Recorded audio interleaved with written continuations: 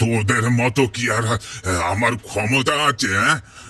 খাওয়া দাওয়ার পর দুপুরে একটু ঘুম না দিলে আমার ঠিক শরীর বয় না। তোরা তো দিন রাত্রি এখানে তাস পেটাতে বসে আছিস। তারপর রাতুলের দিকে ঘুরে বললেন, আরে এসো এসো, বসো এখানে। সারাদিন তো ভাবনা চিন্তা করে করে কাটিয়ে দেবে দেখছি। রাতুল মুখে একটা ম্লান হাসি নিয়ে উঠে বসল মাচার উপর। তাস খেলার দল থেকে একজন বলে উঠল, ও জেঠু, শুনেছো আগের দিন কি হয়েছে? ও গায়ের দিবাকর আর তার ব্যাটার। হ্যাঁ, তা শুনেছি বই কি। এ তো নতুন কিছু না, আগেও হয়েছে। বড় খারাপ লাগলো রে, বিশেষ করে ওই অতটুকু ছেলেটার।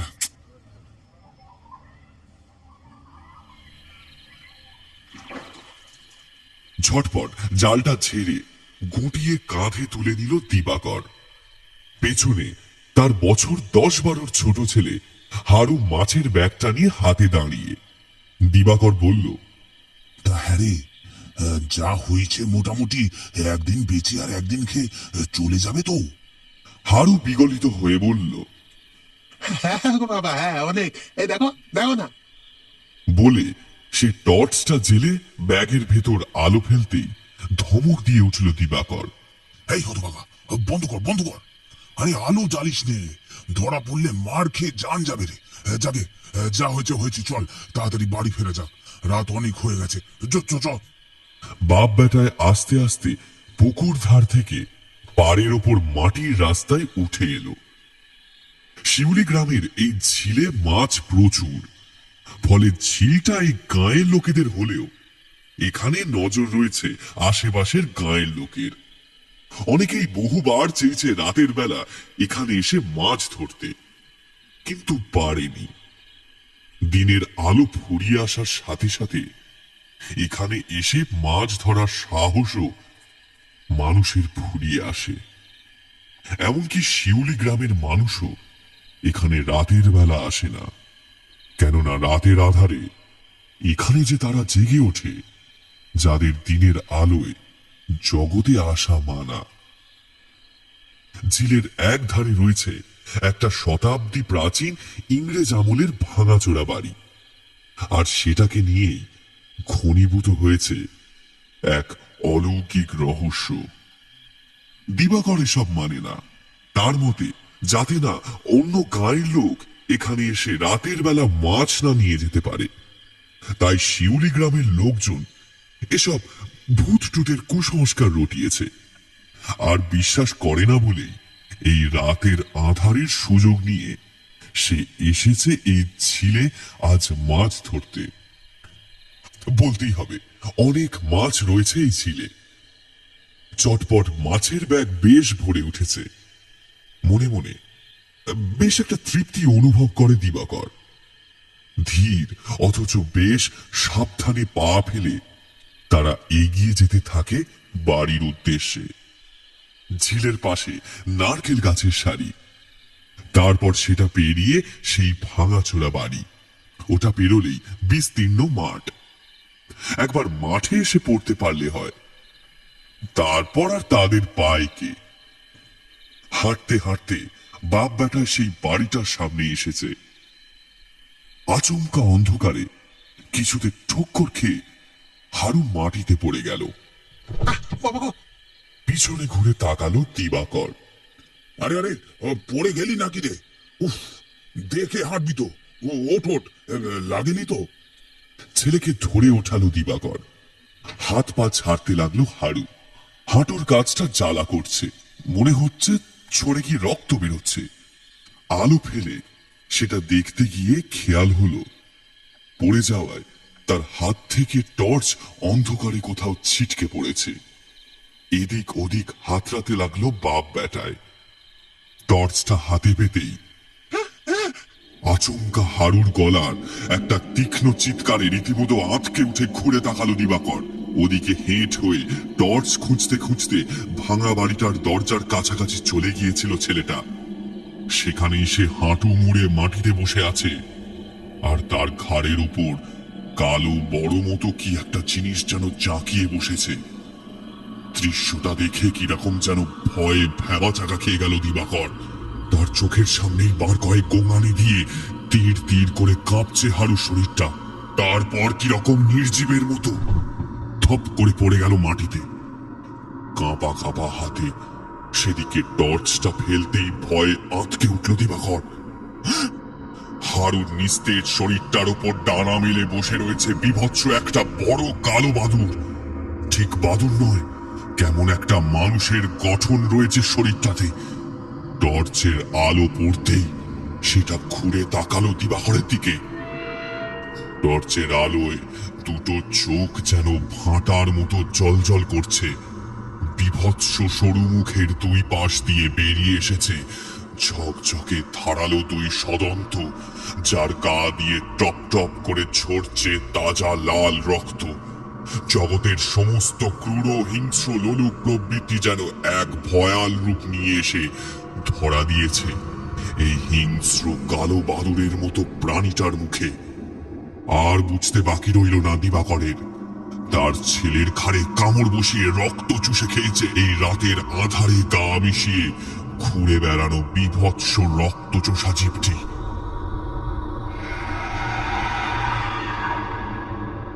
বিকট শব্দ করে সেই কালো বাদুড় দুধারে ছড়িয়ে দিল তার কালো বড় ডানা। এতটা বড় কোনো বাদুড় হতে পারে তা বাপের জন্মেও দেখেনি দিবাকর। হারুর লাশ ফেলে রেখে সেটি ছুটে এলো দিবাকরের উদ্দেশ্যে। আধারে ঢাকা শিউলি গ্রামের এই নির্জন নিস্তব্ধ পরিবেশ খান খান করে দিল দিবাকরের প্রাক মৃত্যুর আর্তনাদ।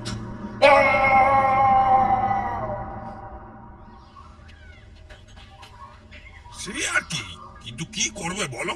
সবকিছু জানার পরেও যদি বেচারা সাহস দেখিয়ে রাতে মাছ চুরি করতে আসে ওই ঝিলে, ও জায়গা রাতে আর মানুষের জায়গা থাকে না কো। ওরা কি বিষয় নিয়ে কথা বলছে তা বুঝতে পারল রাতুল।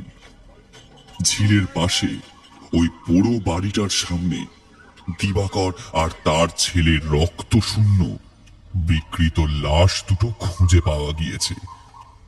যেন শরীরের সবটুকু প্রাণ রস শুষে একদম সাদা করে দিয়ে শরীর দুটো অবলীলাক্রমে ছুঁড়ে ফেলে দিয়েছে মাটিতে। চোখ দুটো যেন ঠিকরে বেরিয়ে আসছে, মুখ বিকৃত, হা করা। দেখেই বোঝা যায় সজ্ঞানের যন্ত্রণা পেতে পেতে প্রাণ ত্যাগ করেছে দুজনেই।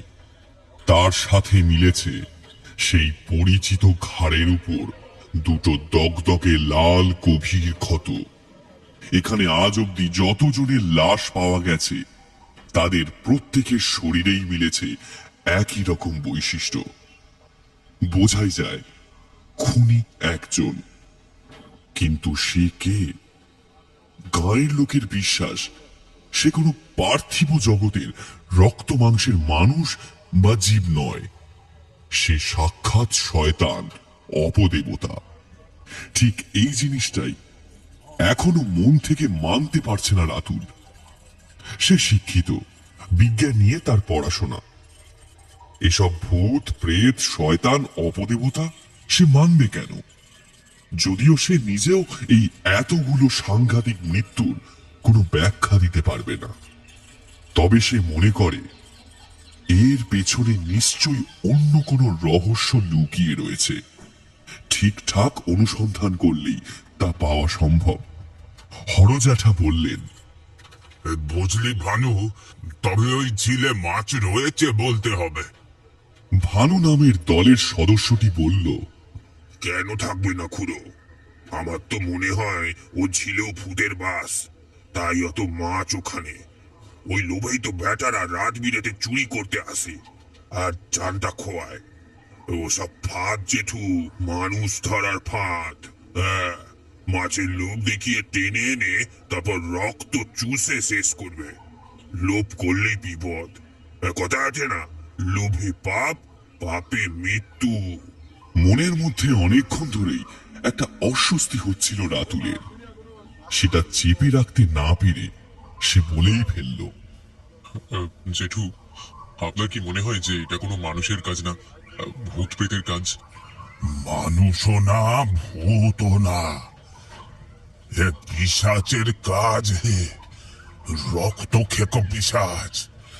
কোন মানুষ কেন, সাধারণ কোন ভূতেও জল জ্যান্ত দুটো মানুষকে ওভাবে মারতে পারে না হে, ওভাবে মারতে পারে না। তুমি দেখোনি বুঝি? না, দেখেছি। সেই মৃতদেহ তো বীভৎস। কিন্তু আমার মনে হয় এর পেছনে অন্য কোনো কারণ আছে। হয়তো কোনো গোপন রহস্য যা আমরা দেখতে পাচ্ছি না। আজকের পৃথিবীতে বিজ্ঞান এত উন্নত হয়েছে, মানুষ যেখানে চাঁদে পা রাখছে সেখানে খুন করার অদ্ভুত সব উপায় নিশ্চয়ই রয়েছে। আমাদের ব্যাপারটা একটু খুঁটিয়ে দেখা দরকার। অপরাধীদের ধরে তাদের শাস্তি দেওয়া দরকার। হরনাথ চাটুর্যে একবার আপাদ মস্তক দেখলেন রাতুলকে। তারপর একটু কেশে নিয়ে বেশ গম্ভীর গলায় বললেন, মাস্টার, তুমি শিক্ষিত, বিজ্ঞান মনস্ক, এই পড়াশোনার শিক্ষা এসব আমি সম্মান করি। তবে তুমিও নিশ্চয় জানো পৃথিবীতে এমন অনেক কিছুই রয়েছে যা জ্ঞান বিজ্ঞানের বোঝার বাইরে। মানুষ যতই বিজ্ঞানের জোরে গোলা বারুদ বানাক না কেন, নেহাত কোনো উদ্দেশ্য বা প্রতিহিংসা ছাড়া গাঁয়ের এমন যে কোনো হতদরিদ্র মানুষকে কেউ কখনোই এইভাবে খুন করবে না হে। হতেও তো পারে যে ওই পোড়া বাড়ির ভেতরে কোনো রহস্য আছে। মানে অপরাধীরা হয়তো চায় না যে বাড়ির ত্রিসীমানায় কেউ আসুক, যাতে তারা নির্ঝঞ্ঝাটে তাদের দুষ্কর্ম সারতে পারে। অপরাধী? ওই বাড়িতে অপরাধী কেন? ভূতে পা রাখতেও ভয় পাবে। হ্যাঁ, ওই বাড়ি একটা রহস্য আছে বটে, তবে সেটা যে এভাবে ফিরে আসবে তা কেই বা জানে। রহস্য? রহস্যটা কি? শুনবে? তবে বেশ, শোনো। হরজ্যাঠা বলতে শুরু করলেন,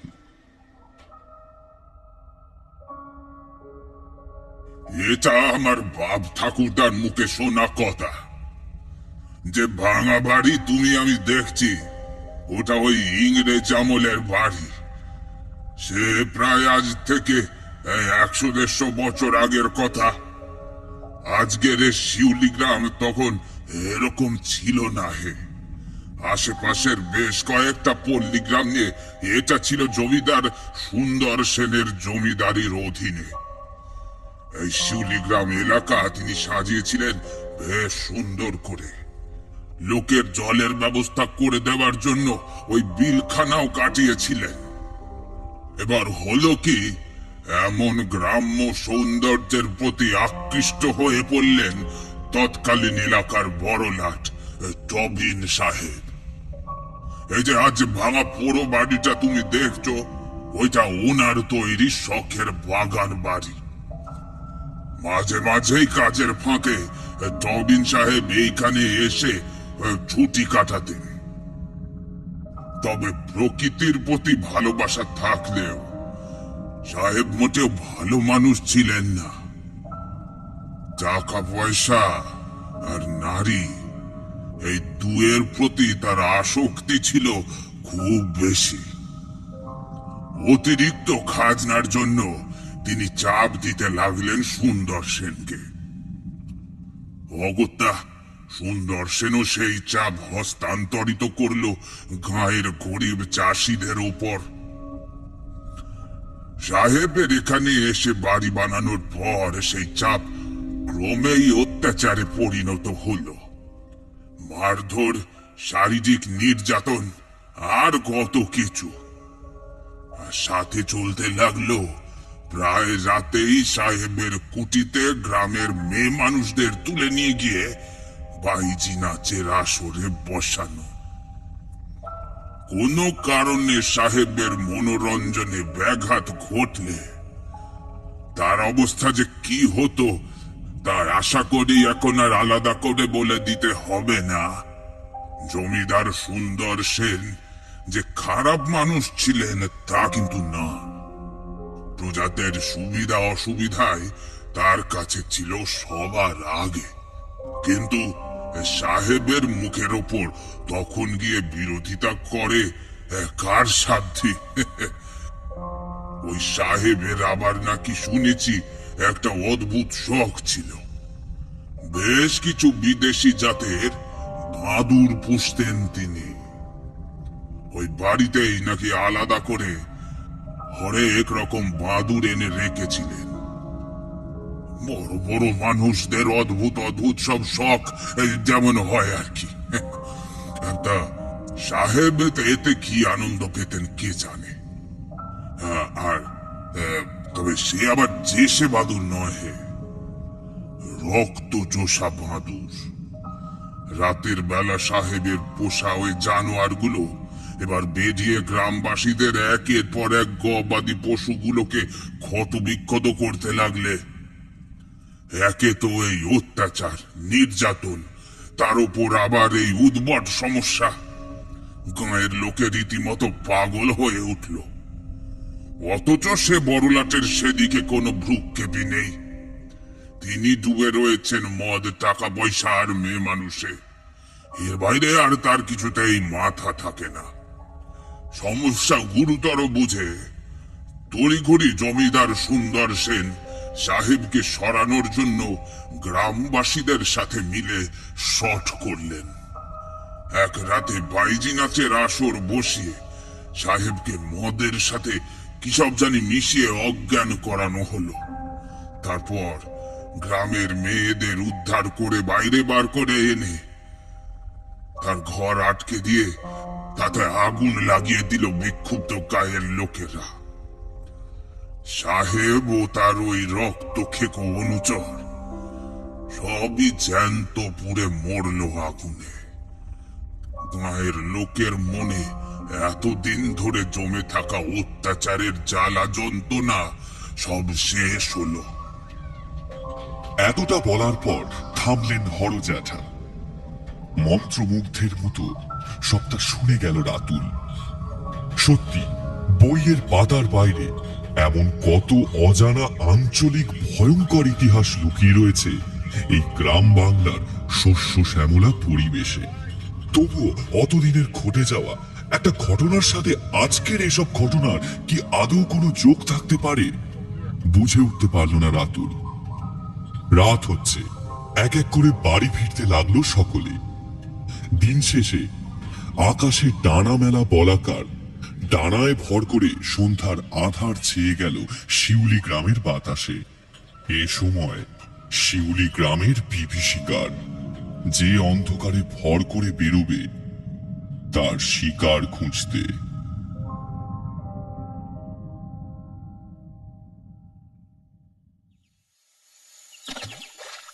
শান্ত বিলের জলে একটা একটা ঢিল ফেলে তাতে ছোট ছোট অশান্ত প্রবাহ তৈরি করছে রাতুল।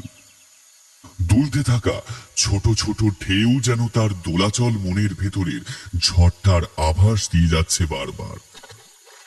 ছোট থেকেই বিজ্ঞান তার ভালোবাসা। সবকিছুকে তাই যুক্তি বুদ্ধি দিয়ে বিচার করতে শিখেছে রাতুল।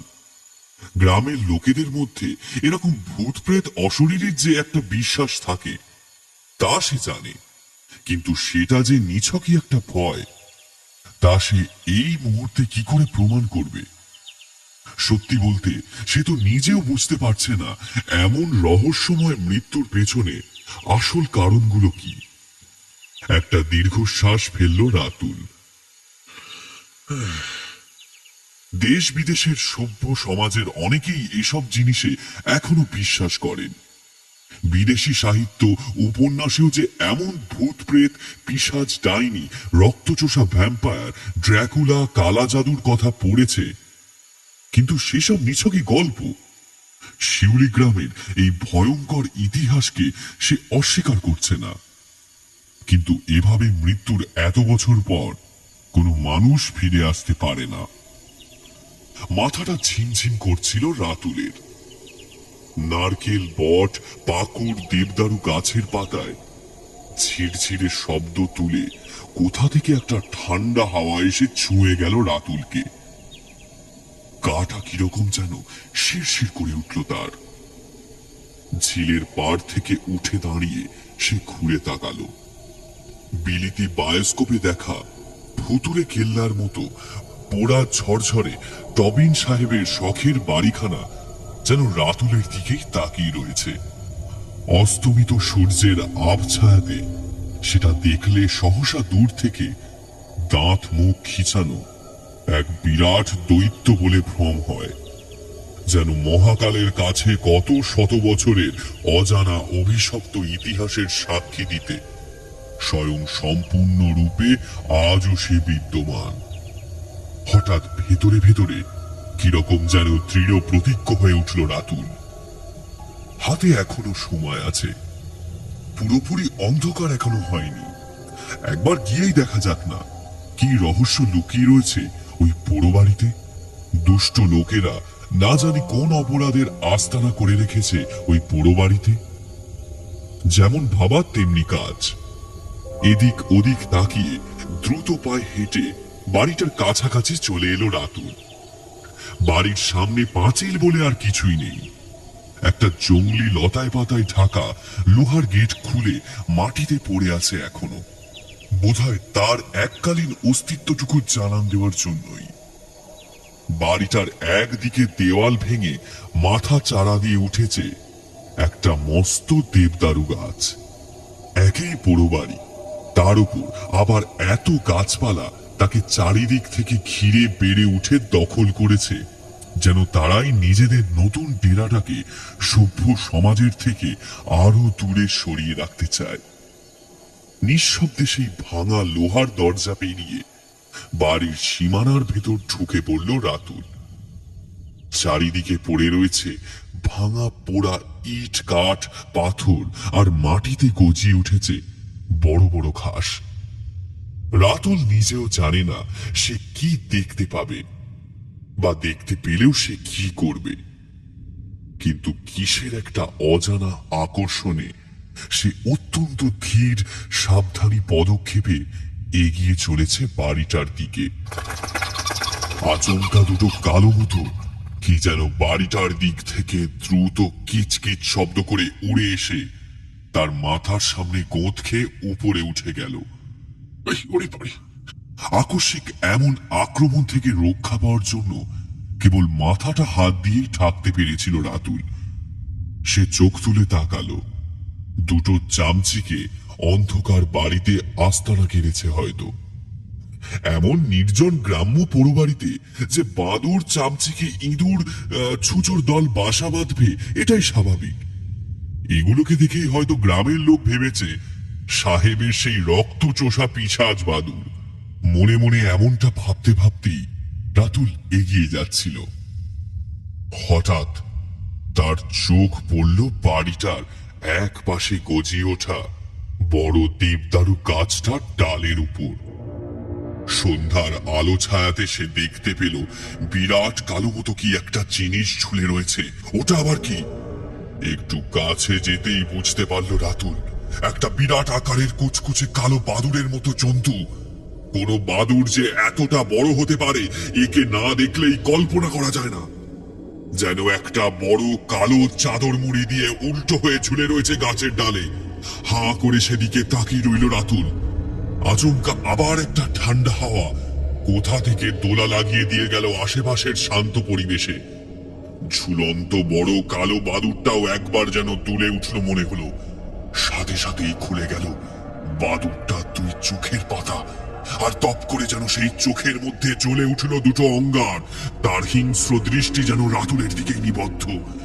বিস্ময় এখানেই শেষ নয়, আচমকা ব্যাটারি দেওয়া পুতুলের মতোই যেন উল্টো দিকে ঝোলা বাদুড়ের মুখটা ঘুরে সোজা হয়ে গেল। আর সাথে সাথে সেই হিংস্র জ্বলন্ত দুই চোখের নিচেই ঝকঝক করে উঠল তার রক্ত পিপাসু দুই সদন্ত। দাঁত মুখ খিচিয়ে হাঁ করে বিকট চিৎকার করে উঠল সেটি। রাতুলের গায়ের লোম খাড়া হয়ে উঠেছে। তার উত্তেজনা আর বিস্ময়ের পারদটা আরো চড়িয়ে তাতে ভয় মিশিয়ে দিয়ে সেই বিরাট আয়তন কালো বাদুড়টা এক ঝটকায় নিজেকে গাছের ডাল থেকে মুক্ত করলো। আর রাতুলের চোখের সামনে শূন্য অন্ধকার আকাশের অন্ধকারকে আরো গাঢ় করে ছড়িয়ে দিল তার বিরাট দুই কালো ডানা। ভয়ে বিস্ময়ে একটা অস্ফুট আর্তনাদ বেরিয়ে এলো রাতুলের মুখ দিয়ে।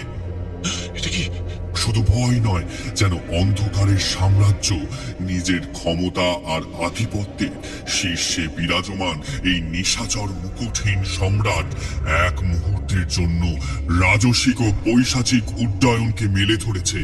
অবিশ্বাস্য, চোখে না দেখলে এই দৃশ্য কল্পনা করাও কঠিন। ভাটার মতো জল জলে দুটো চোখ আর তীক্ষ্ণ ধারালো সদন্ত বিশিষ্ট সেই বিরাট জীবটি একটা কান ফাটানো চিৎকার করে তীব্র বেগে ধেয়ে এলো রাতুলের দিকে। রাতুল চিৎকার করে সেই বিভৎস বিভীষিকার হাত থেকে বাঁচতে মাথা হাত দিয়ে ঢেকে নিজেকে বাঁচানোর চেষ্টা করলো, আর ছুটে পালাতে গিয়ে অন্ধকারে কিছুতে ঠক্কর খেয়ে মুখ থুবড়ে পড়লো ঘাসের ওপর। যন্ত্রণায় চিৎকার করে জ্ঞান হারালো রাতুল। জ্ঞান আসতেই চোখ খুলে তাকালো রাতুল। চারপাশটা অন্ধকার। ধীরে ধীরে সে উঠে বসল। ঘাড়ে কি যন্ত্রণা আর মনে করতে পারল না রাতুল। ঘাড়ে হাত দিতেই কিরকম চটচটে একটা অনুভূতি হলো তার। বোধহয় চামড়া উঠে রক্ত বেরিয়ে এসেছে। কোনোতেও জ্বালা, হাঁটুও ছড়ে গিয়েছে। সে যে জ্ঞান হারিয়ে এখানে কতক্ষণ পড়েছিল তা সে জানে না। বেশ রাত হয়েছে। রাতুল উঠে দাঁড়ালো। ব্যথায় কাতর শরীরটাকে কোনো রকমে টানতে টানতে সে এগিয়ে চলল বাড়ির পথে। বাড়ি ফিরে হাতে পায়ে ঘাড়ে লেগে থাকা সে রক্ত ধুয়ে ফেলল। ঘরে মলম ছিল, সেটায় বেশ খানিকটা নিয়ে কাটা জায়গাগুলোতে লাগিয়ে দিল। উফ, কি যে ঝড়টা গেল তার উপর দিয়ে। খুব ক্লান্তি বোধ হচ্ছিল তার। রাতে আর বিশেষ সে কিছুই খেল না।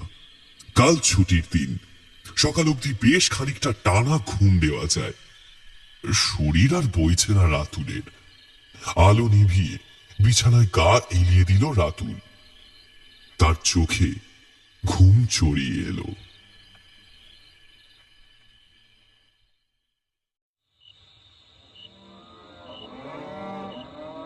হঠাৎ ঘুম ভেঙে গেল স্বপ্নার।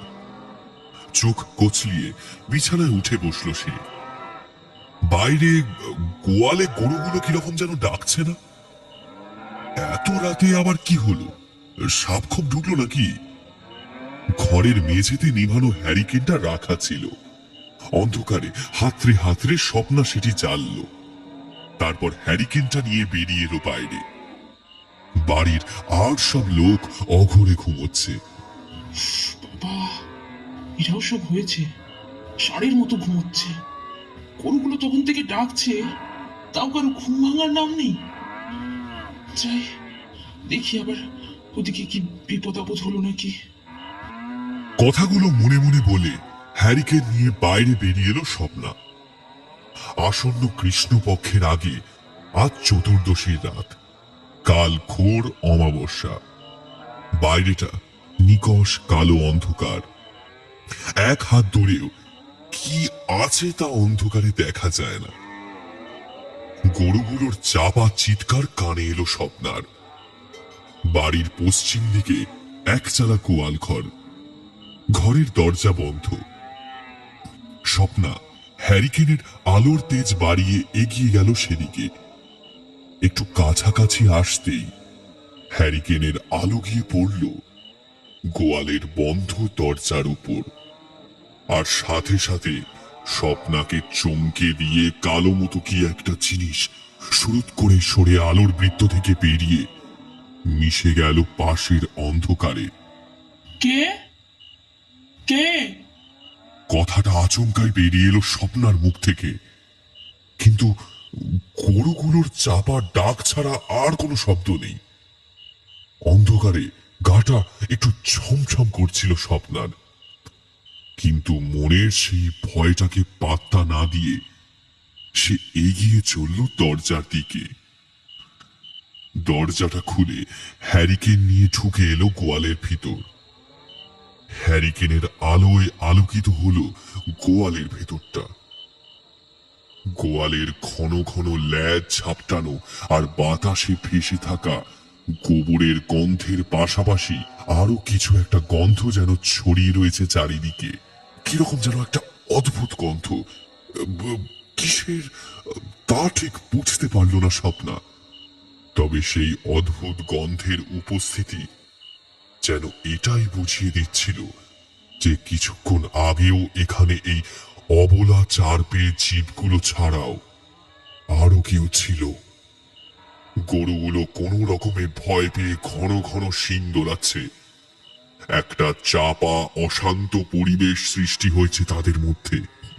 এমন সময় স্বপ্নার হাতের হ্যারিকেনের আলোটা গিয়ে পড়ল তাদের গোয়ালের নতুন অতিথির 1.5 মাস আগেই হওয়া কপাল চাঁদা বগনা বাছুরটার গায়ে। ভয়ে আটকে উঠল স্বপ্না। ও বাবা গো, এ কি? হ্যারিকেনের হলদে আলোয় স্বপ্না দেখল কিরকম যেন ক্লান্ত অবসন্ন হয়ে বাছুরটা হাঁটু মুড়ে বসে পড়ে রয়েছে গোয়ালের মেঝেতে। ঘন ঘন নিঃশ্বাস ফেলে আধ বোঝা চোখে কিরকম যেন ধুঁকছে সেটি। আর তার ঘাড়ের যে অংশে ছোট্ট ঘন্টি বাঁধা, তার কিছুটা উপরেই দগদগ করছে গভীর দুটো ক্ষত, যেন দুটো ধারালো ছোড়া কেউ ভেতর অব্দি বিধিয়ে দিয়েছে।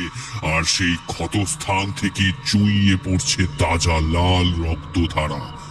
হ্যারিকেনটা নিয়ে ঝুঁকে স্বপ্না ব্যাপারটা দেখতে যাবে। এমন সময় তার মনে হলো তার পেছনে ঠিক তার ঘাড়ের উপর গরম নিঃশ্বাস ফেলছে কেউ।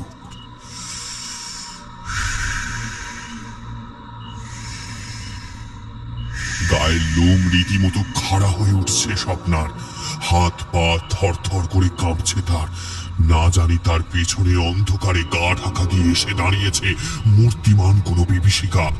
ভয়ে তার রীতিমতো দাঁতে দাঁত লেগে যাওয়ার জোগাড়। আতঙ্কে মুখ দিয়ে কোনো কথা সরছে না তার। একটু একটু করে পেছনের দৃশ্য দেখার জন্য স্বপ্না ঘাড় ঘোরায়। অন্ধকার, অন্ধকার, অন্ধকার। হঠাৎ একটা আগুনের গোলার মতো লাল চোখ যেন তপ করে জ্বলে উঠল স্বপ্নার দৃষ্টিক্ষেত্রে এক বিঘত দূরত্বের মধ্যে। আতঙ্কে চিৎকারটা এবার বেরিয়ে এলো এবার স্বপ্নার মুখ থেকে।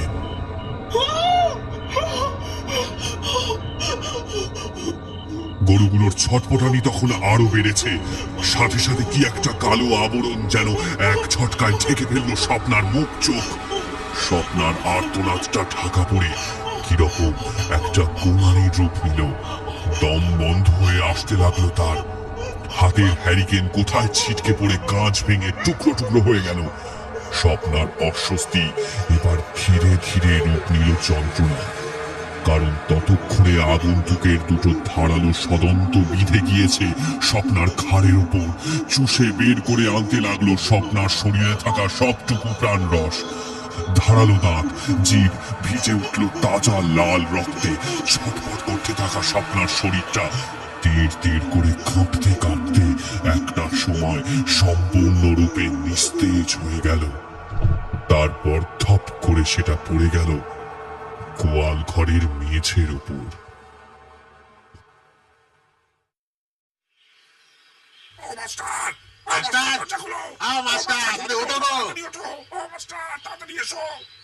সকাল সকাল এরকম একটা ডাকাডাকিতে ঘুম ভেঙে গেল রাতুলের। কাল রাতের অমন বিপদ আর ক্লান্তির চোটে সে এতটাই ঘুমিয়ে পড়েছিল যে ঘুম ভাঙতে দেখল সকাল গড়িয়ে ততক্ষণে অনেক বেলা হয়ে গিয়েছে। যদিও রাতের ঘুমটাও ভালো হয়েছে, একটু বেশ চাঙ্গা লাগছে এখন। কিন্তু এখন কে তাকে এভাবে ডাকছে? আর মোড়া ভাঙতে ভাঙতে বেরিয়ে এলো রাতুল। বাইরে উঠোনে দাঁড়িয়ে গায়ের দুই ছোকরা। একটা হাই তুলে রাতুল বলল, কি হলো? এত ডাকাডাকি কেন? ছেলেদের একজন চোখ বড় বড় করে বলল, আরে দেখবে চলো, সর্বনাশ হয়ে গেছে, ভানু দাদার বোন খুন হয়েছে। কি? কথাটা যেন আপনা হতেই বেরিয়ে এলো রাতুলের গলা থেকে।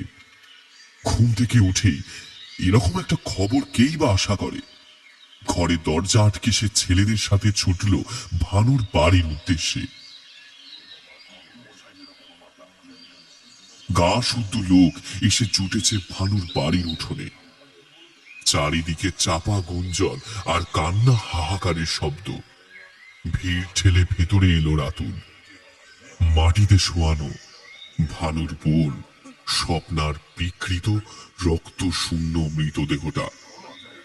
চোখ দুটো যেন ঠিকরে বেরিয়ে আসছে, গলার কাছে সেই চিরপরিচিত দুটো গভীর ক্ষত। সেদিকে সেদিকে বেশিক্ষণ তাকিয়ে থাকতে পারল না রাতুল। ভিড় ঠেলে বাইরে সে বেরিয়ে এলো। ওধারে একটা পাথরের উপর পাথরের মূর্তির মতো বসে রয়েছেন হরনাথ চাটুর্যে। তার চোখ মুখে শান্ত থমথমে ভাব বলে দিচ্ছে ঘটনার বিভীষিকা ঠিক কতটা। ওধারে বাচ্চা ছেলের মতো হাত পা ছুঁড়ে কাঁদছে ভানু। 5-6 জন মিলেও তাকে সামলানো দেয়। স্বপ্নার বিকৃত লাশটা ভানুই আবিষ্কার করে সকালে। প্রতিদিনের মতো সকালে আজকেও সে এসেছিল গরুগুলোকে খড় দিতে, কিন্তু গোয়ালের দরজা খুলেই দেখে এই মর্মান্তিক দৃশ্য। আর তার পাশেই মরে পড়ে আছে 1.5 মাস বয়সে তাদের নতুন বগনা বাছুরটা। হরজ্যাঠার দিকে এগিয়ে গেল রাতুল। ধপ করে বসে পড়ল তার পাশে। সে ভিড়টার দিকে তাকিয়ে বলল, এসব এসব কি করে হলো জেঠু?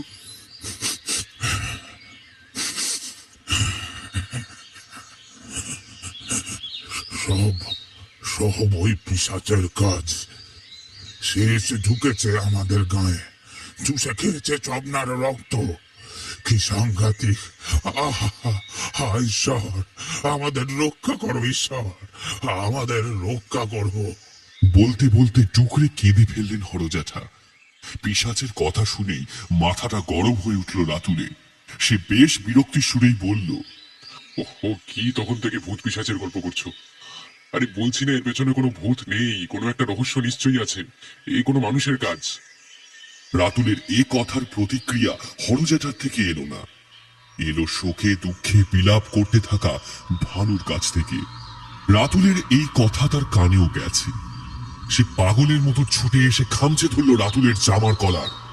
লালচে হয়ে আসা চোখ গোল গোল করে দাঁতে দাঁত খিচিয়ে সে পাগলের মতো বলে উঠল, এই মাস্টার, বেশি বকরা। আমরা সব বাজে বকি, তাই না? একা তুমি শুধু সব জানো, হ্যাঁ? আর একটা উল্টো পাল্টা কথা বললে মেরে লাশ ফেলে দেবো। একটা বাসে কথা বলবে না। ছেড়ে যাও, আমাকে ছেড়ে দে, ছেড়ে যাও আমাকে। এই ছেড়ে দে, মারবো ওকে। কয়েকজন ছুটে এসে পেছন থেকে ছাড় ছাড় বলে টেনে ধরল ভানুকে। এদিকে পুরো হাড়ের হরজ্যাঠা চেপে ধরল রাতুল। রাতুল ভানুর খপ্পর থেকে নিজেকে বাঁচানোর মরিয়া চেষ্টা করল।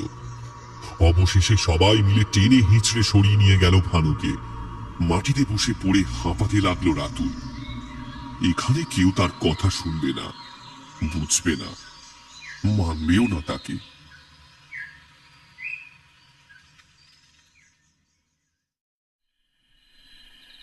এতদিন ধরে দেখে পড়ে শিখে আসা সমস্ত জ্ঞান বিজ্ঞানের চর্চার কি তবে কোনোই দাম নেই? টেবিলের এপারে দাঁড়িয়ে এতদিন যেভাবে সে চেঁচিয়ে ছেলেদের পড়িয়ে এসেছে, পৃথিবী সূর্যের চারিদিকে ঘুরে চাঁদে প্রথম পা রেখেছেন নীল আর্মস্ট্রং, এসবের কি কোনোই দাম নেই? কিসের শিক্ষা তার, যদি না গায়ের এই মানুষগুলোর মনের কুসংস্কারটাই না দূর করতে পারল? বাড়ির উঠোনে বসে যদি না গায়ের এই মানুষগুলোর মনের কুসংস্কারটাই সে দূর করতে পারল? বাড়ির উঠোনে বসে আঁধারে ঢাকা আকাশের দিকে তাকিয়ে রাতুল এসব কথাই ভাবছিল। আজ সকালে তার সাথে যা হলো তা এখনো সে মেনে নিতে পারছে না। ভানু তার গলা চেপে ধরে এরকম ভাবে শাসাবে? না, এ তো মেনে নেওয়া যায় না। এর জবাব তাকে দিতেই হবে।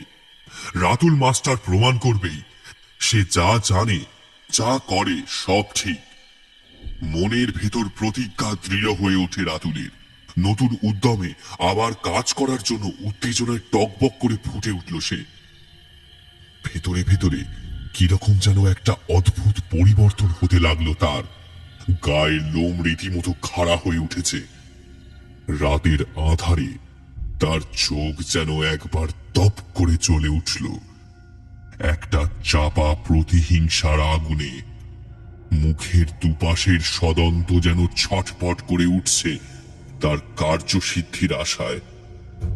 কালো চাদরটা ভালো করে বুকের ওপর দিয়ে গায়ে চড়িয়ে নিল রাতুল। সাপের লেজে পা দিয়েছে ভানু, ছোবল তো তাকে খেতেই হবে। আরো একবার তাজা রক্তের লোভে লালায়িত হয়ে উঠল রাতুলের জিভ।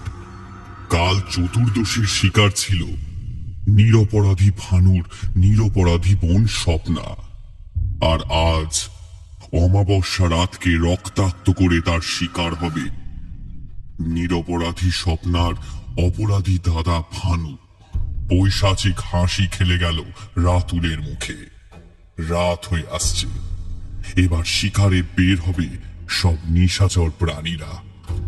কিচকিচ শব্দ করে দুটো বাদুড় ডানা মেলে উড়ে গেল বাতাসে, বোধহয় তাদের শিকারের সন্ধানে।